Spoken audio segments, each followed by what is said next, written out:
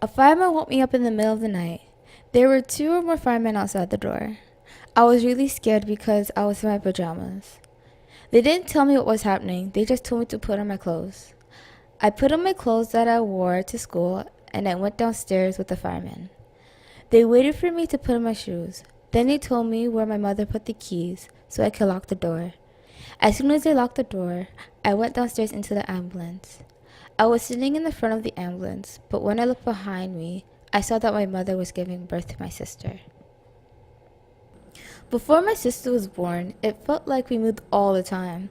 It was really annoying because we had to keep packing and unpacking. It might be a few months or a year or two, and then I have to move again. I would have to keep on making new friends and getting used to new places. When my mom was pregnant, we moved into Swansea Mews. When we reached the hospital, I didn't know what to do but to follow my mother and the nurses. When they were done checking her in, they told me to wait in the waiting room.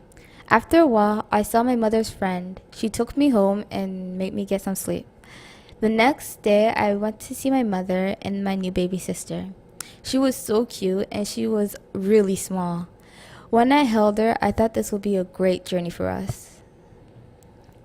Today, she is 3 years old. She is the best little sister in the whole wide world. Since my sister has been born, we haven't moved at all. It feels nice. I have friends I can hang out with, and we play around the mews.